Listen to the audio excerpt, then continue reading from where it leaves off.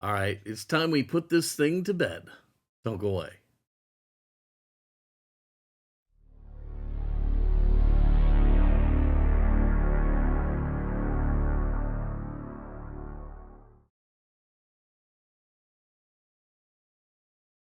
Hello, everybody, and welcome to Fat Guy Productions. I am Paul, coming to you as always from beautiful Las Vegas, Nevada, and it is high time we put this to bed.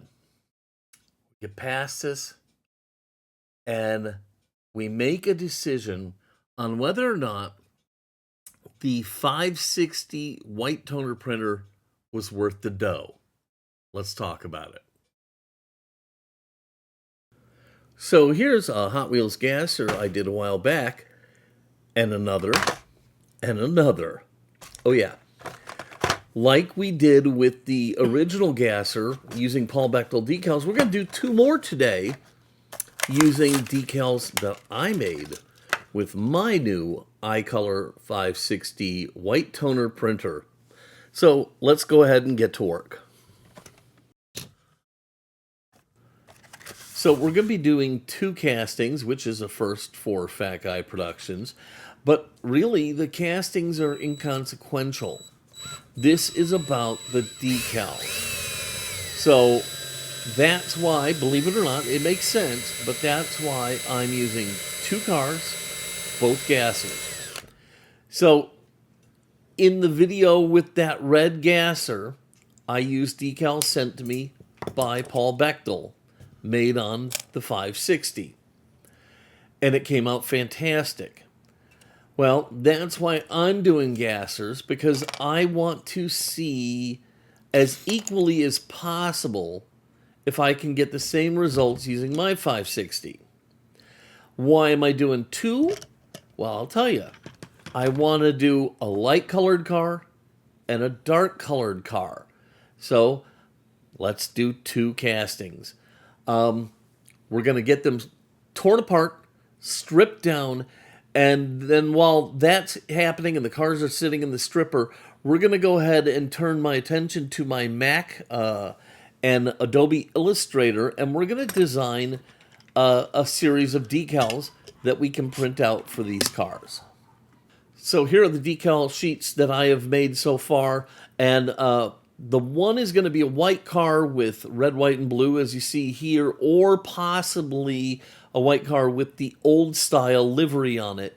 You might remember I did a teetotaler with the old style graphics on it, and I thought this could be a fun companion piece, so to speak.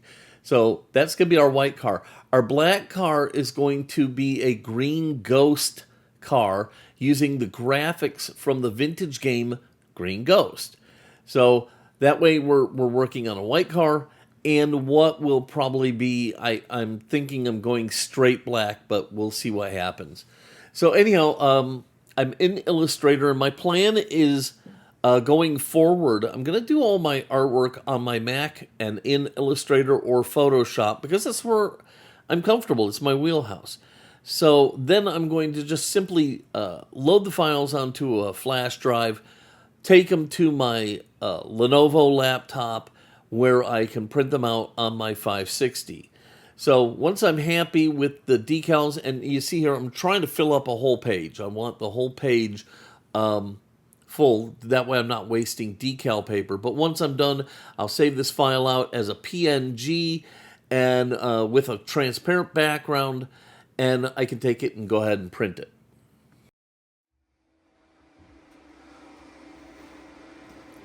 Okay, so one of the issues, my Mac only has USB-C connections, and the Lenovo is mostly USB-A. So I bought these cool little flash drives that have a little switch that you push it one way and out pops a C, one go the other way, out pops an A. So I can use the flash drives on both computers, get the files on, and move it over to Lenovo. So that's what I've done here, and I'm going to boot up the Lenovo and get into the ProRip software that comes with the printer. If it weren't for the ProRip software, I wouldn't have had to have gotten the Lenovo, but honestly, that's where the magic is happening. Okay, it tells you what toner cartridge to put in what slot. It tells the printer how to handle white toner. It tells you whether you want to overprint or underprint, or if you want to put the black cartridge in and just print regular CMYK. So the ProRip software handles all of that stuff. And so I'm going to go ahead and get the computer up and running, boot up ProRip, and load my file. Once my file is loaded, the software actually gives you a little graphic representation of how your toner cartridges should be. So you just want to make sure they're in the right order inside the printer, and then we can go ahead and send the job over from the laptop to the printer. Now I'm using Wi-Fi to connect. That way I don't have to have an extra cable, and that proves to be real nice. But of course you can plug straight in using USB if you prefer. So it takes a little bit longer than a normal print, not hours. I'm talking just a minute or two, and then the printer will receive the job, process it, and out will come your job. Now, I keep regular paper in the paper tray, and for decals, I use the bypass tray and just feed one sheet in at a time for my job. Put it in there, let the printer do its thing. Once the printer has processed the art, out pops the sheet, and just like that, I have a full sheet of decals I can use on any color vehicle, light or dark. Okay, I've got the decals made, and now I'm going to go ahead and throw some paint on the two castings. They're clean, and they're prepped and ready to go. And I've decided for the dark one, for the green ghost car, I'm going to go with a candy black using Createx paints. So I'm going to start by putting down a metallic silver, let that dry, and once it's dry I can come back with the Candy 2.0 candy black, and we'll put that on there, and hopefully that'll work out really nice with those green ghost logos. But for right now we just got to get the silver down, and we'll let that dry.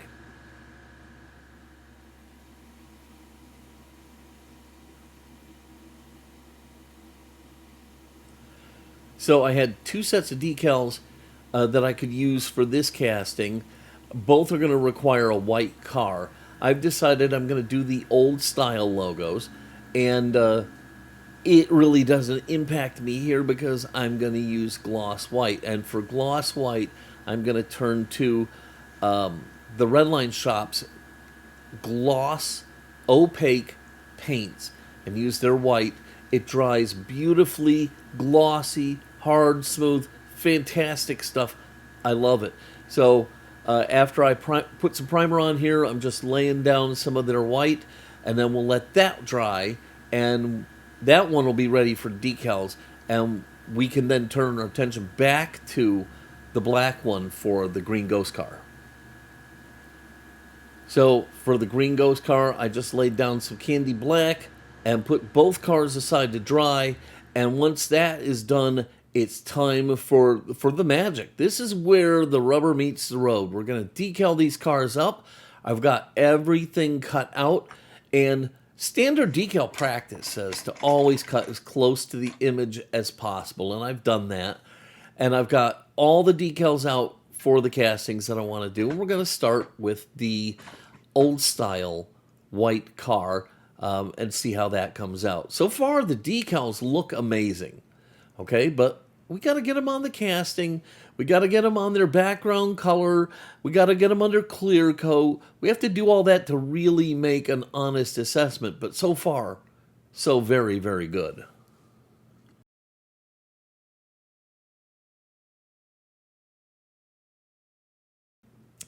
Okay, I apply a little bit of water to the side of the car and then drop the decal into the water and let it soak. And I use the decal paper from Sunny Scopa, and it doesn't take long in the water for the decal to loosen up and slide right off. So we've got it in the water. We'll straighten it out a little bit and make sure you have some water on the side of your car. That way you can adjust the decal. So We've got everything ready to go, and now I'm just going to slide the paper backing out while holding the decal in position. And once we've done that, we can just go ahead and adjust its position on the casting.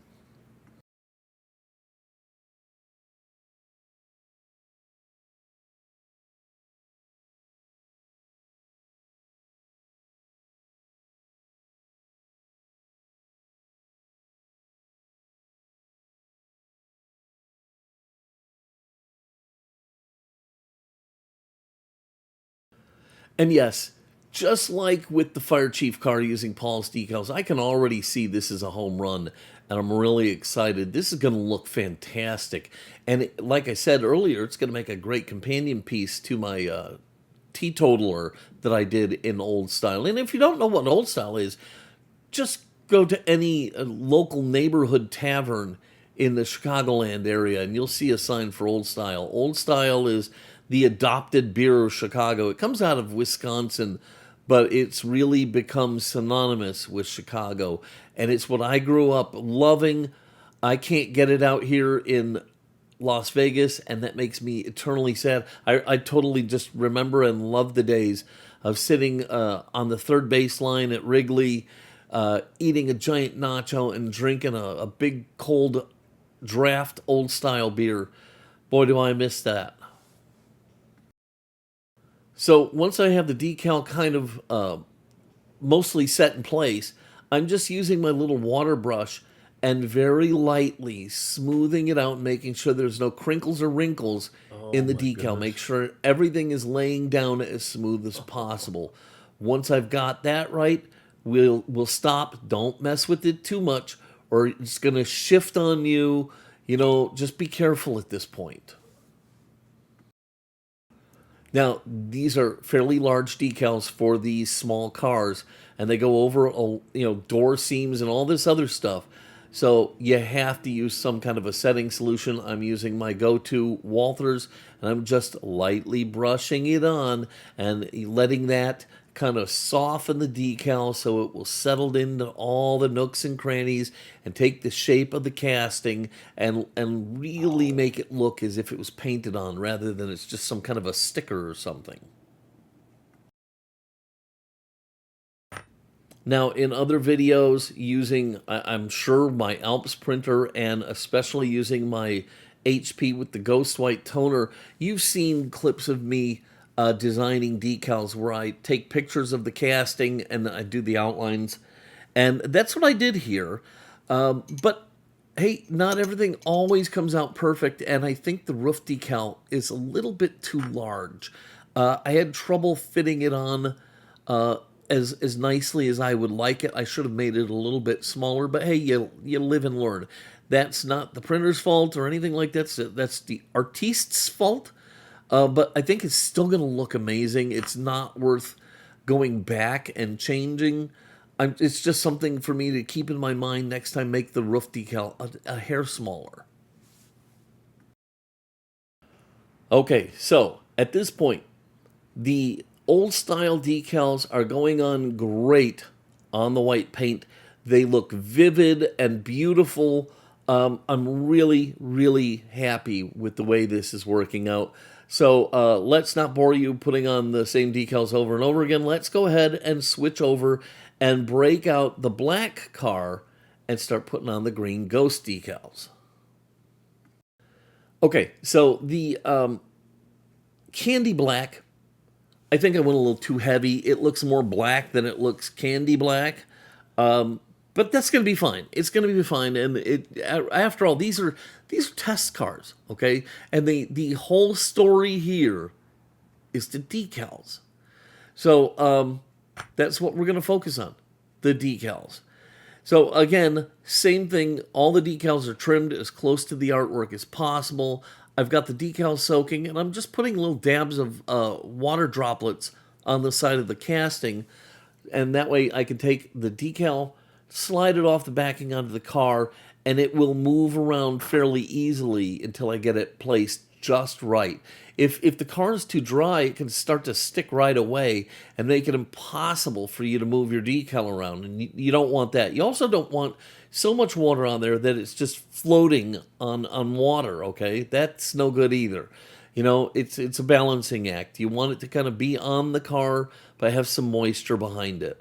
So anyhow, I've got that, and we're just sliding the decal off onto the body, and immediately I'm super pleased. I am noticing one thing here, though. The driver's side decal has a line running right through it. I haven't noticed anything like that on any other print to come out of that printer. I suspect I damaged these decals while moving things around or cutting them or something like that. And I put a scratch through the toner, which is really actually very easy to do. But it is there. There's a little line there. It's not enough that I'm going to worry about it, but I noticed it. And I want to make sure you get all of the information here. So we can go ahead, and now I wanted to do something a little different for the roof. And if you know the Green Ghost game, it's got a lot of cool artwork on it. It's got a haunted tree, a haunted castle, a haunted ship, stuff like that. So I replicated the haunted tree and made it in dark gray, and I'm putting that on the roof. So it's a really subtle feature, but in the right light, and you'll see it in the final pictures, but in the right light, you can see the tree on the roof. And I think it's a really fun touch and a great homage to a super fun game from my past, the Green Ghost. Just on a funny side note, I ended up having to order another gasser because I ordered two of the same for this project, and they both had green windows, and that worked out great for the Green Ghost car. But green window glass in that old style car just wasn't going to look right. So I had to go out and find another one that actually had the red windows in it.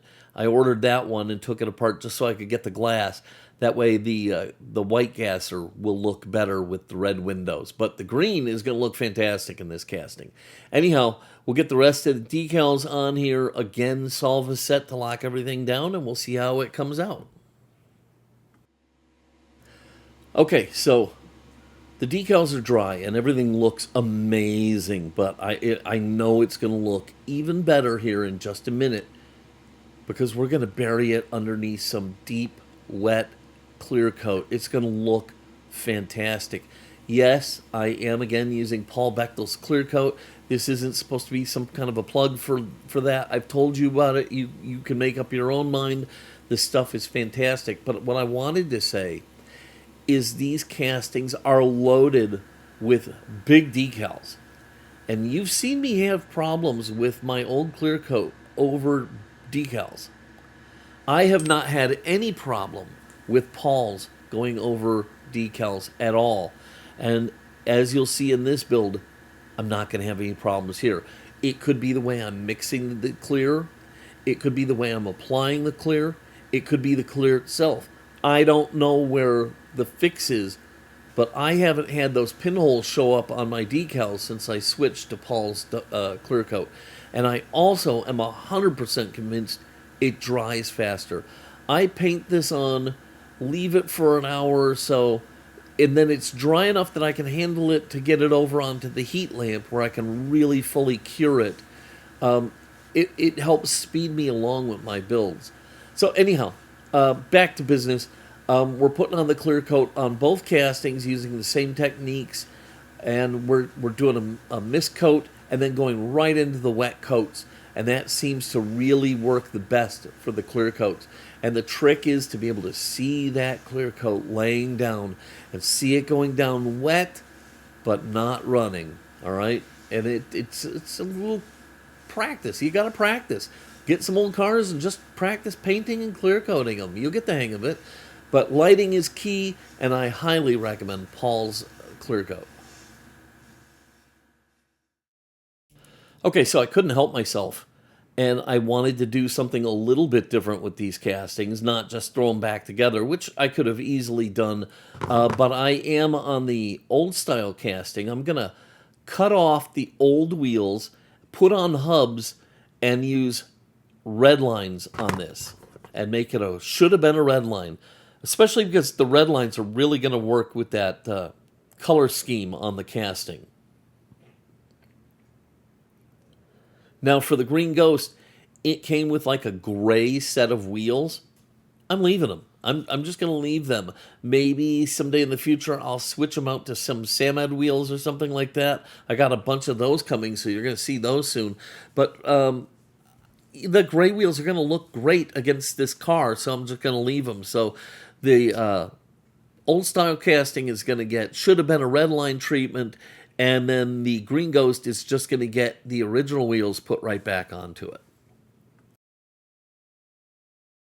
So I found something out. When you're using the hot swap hubs, if you're using them on the castings where the axle goes all the way through the wheel, it can end up meaning that the axle is a little bit too long. You might be best served in just snipping off a little bit of the axle and crimping it back down, just so the axle doesn't get too long and your wheels aren't too sloppy. So just something to keep in mind. You know, nobody's going to call you out on it, but still, you know, if you're really hunkering down for attention to detail, you know, that might be something to keep in the back of your mind.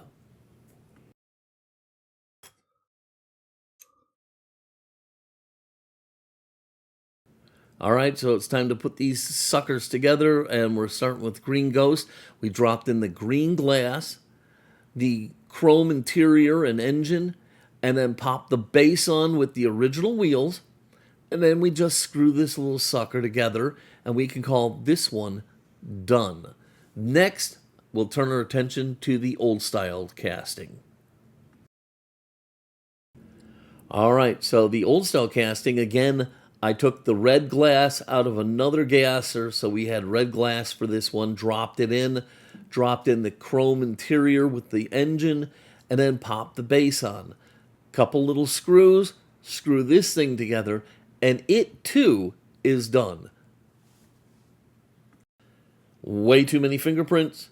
I'm going to give this a little shine up and make sure it's all beautiful and wonderful looking before I set up to take my pictures.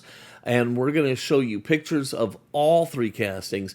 The red gasser that I did with Paul's decals, and then the white one and the black one that I just did here today. And we'll let you see those pictures, and you can tell me in the comments down below, what do you think? How did the printer do? I think these came out great, but hey, let's hear what you think. That's what matters.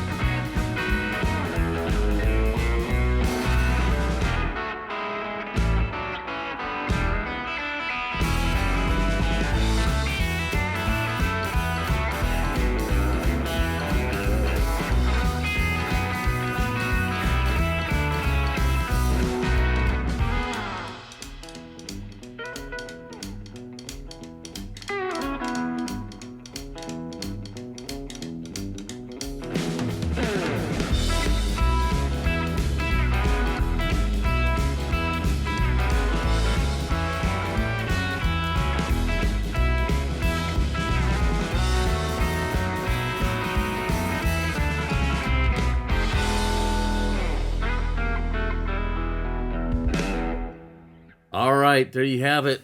We have my white old style gasser, which I think looks amazing.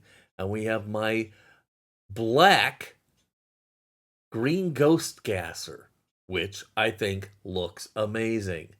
I really loved the way the decals came out. They made these cars look so fantastic. Um, and let's really kind of focus in on the Green Ghost. I think the colors really come through. I think it was a lot of fun. Offers up a whole new level of design work for your customs.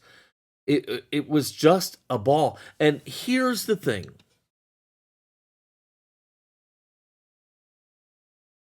The HP printer with the Ghost White toner worked fine. If that's where your budget is, there's no problems there. Well, there's problems there, but it's going to serve you well. The 560 makes everything so much easier. Okay, so let's go back in time to when I had my Alps printer. It's a printer they don't make anymore. They don't make it, there's no support for it, there's no nothing. And so to even drive it, you need a really old PC that can handle a really old version of Windows. And so for a guy like me who already struggles with PCs, to throw me back into a time machine and tell me, hey, go use this, it was just a nightmare. It was just a nightmare. So then I found the HP printer and the Ghost White toner, and it worked great, but there were a lot of extra steps that needed to be taken to make things work, to be able to first print the white and then print the color. And then if the registration was off, I was always printing a whole sheet of just plain white decals, and I was double layering the decals. And it was really a time sucker. It was really just time sucker. It really just a lot of extra hoops to jump through to get your decals, but you could do it.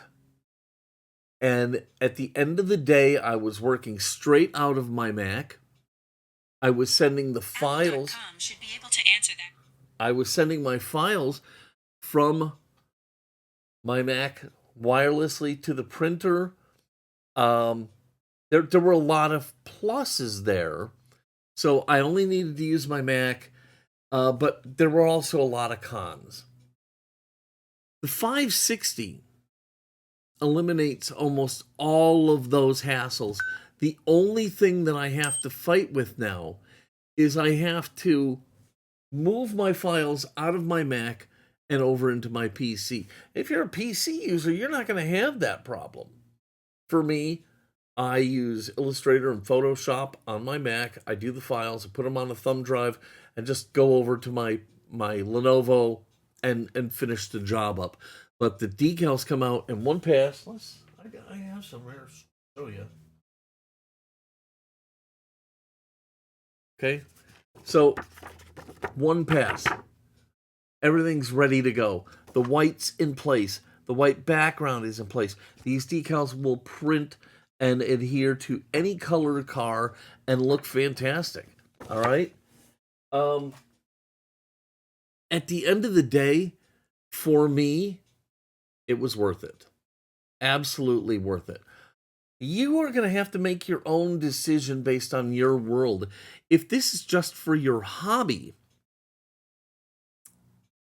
maybe it's too much money for the sparse number of decals that you make. I'm making decals all the time. I'm making them for my diecast cars, and I'm making them for my models. And I even made them for these bottles of vanilla that I make, and that I'm going to be giving some of these away at the Christmas extravaganza. So you can decal candles, you can decal bottles, you can there's a lot of uses for it. And this can do other things. It can print t-shirts, it can print invitations. There's a lot more going on here. So you have to determine, what are you going to use it for? Does it make it worth it? You know, is it something that is worth that money? If it is, I can't recommend this thing enough. I really can't. If you can afford it and you're going to use it a little more sporadically, I would still recommend it. Um, but I wouldn't tell you to break open the piggy bank if you're going to make 2 sets of decals a year. That's probably not worth it. You just probably isn't worth it.